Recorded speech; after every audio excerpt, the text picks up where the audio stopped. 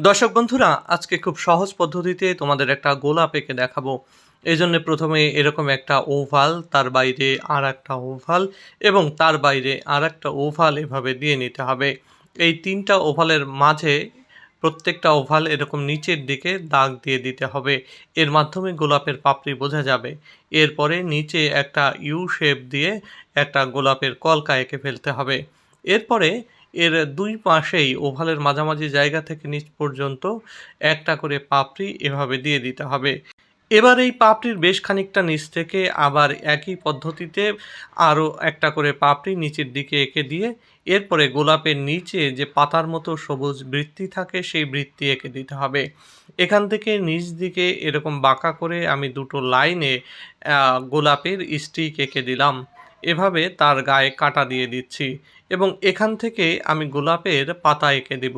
তোমরা জানো গোলাপের পাতায় খাঁজকাটা, খাঁজকাটা থাকে এবং এই পাতাগুলো একসঙ্গে ৩ টা থাকে। অনেক সময় জাগার সংকুলনের কারণে এবং সহজ করে দেখানোর জন্য আমি একটা পাতা দেখিয়ে থাকি। আজকে ৩ টা করে পাতাই দিয়ে দিচ্ছি। এভাবে উল্টা পাশেও মানে অপর পাশেও ৩ টা করে পাতা এভাবে আমি দিয়ে দিচ্ছি। পাতাগুলো খাঁজকাটা, খাঁজকাটায় এবং তার মধ্যে এভাবে করে আমি আ পা ইয়াগুলো শিরাগুলো দিয়ে দিচ্ছি।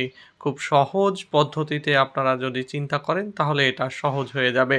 এবার রং করতে হবে। আমার কাছে রঙের ২ টা গ্রেড রয়েছে লাল রঙের। একটা খানিকটা উজ্জ্বল লাল রং, সেই রংটা আমি এই পাপড়িগুলোর উপরের দিকটায় দিয়ে দিচ্ছি। প্রত্যেকটা পাপড়ির উপরের দিকটায় এই রংটা দিয়ে দিব এবং এর যে ডার্ক গ্রেড বা গাঢ় যে লালটা রয়েছে সেই রংটা এই যে এখন আমি এর নিচের দিকগুলায় দিয়ে দিচ্ছি। যেখানে একটু ডার্ক শেড প্রয়োজন রয়েছে সেখানে। এই জায়গাগুলোতে দিয়ে দেওয়ার পরে দেখুন আমার প্রয়োজনীয় যে জায়গাগুলি সেখানে দিয়ে দিয়েছি। এর কারণে কিন্তু একটা ডেপথ বা গভীরতা কিন্তু আপনারা এই আ পাপড়িগুলোর মধ্যে পেয়ে যাবেন সুন্দর করে। দেখুন অনেক জায়গায় উপরের অংশে রয়েছে এবং নিচের পাপড়িগুলো যে জায়গাগুলোতে দিয়েছি সেখানে একটু গভীরতা পাচ্ছেন এবং এইটাতে আমি দিয়ে দেওয়ার পরে এর উপরের অংশে আবার যখন দিয়ে দেব সেখানেও গভীরতা পাবেন।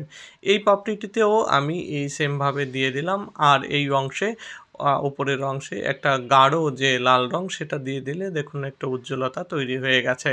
এবার সবুজ দিয়ে বৃত্তিগুলোকে রং করে গোলাপের যে স্টিকটা রয়েছে সেটাও রং করে দিলাম এবং পাতাগুলোতেও আমি সবুজ রং করে দিচ্ছি। এই সবুজ রংটা খুব ভালোভাবে যখন আপনারা দিয়ে দিবেন তখন গোলাপের লাল রং আর সবুজ রঙের এক অপূর্ব আভা কিন্তু এখানে সৃষ্টি হয়ে যাবে। তো দেখুন আমার গোলাপ হয়ে গেল।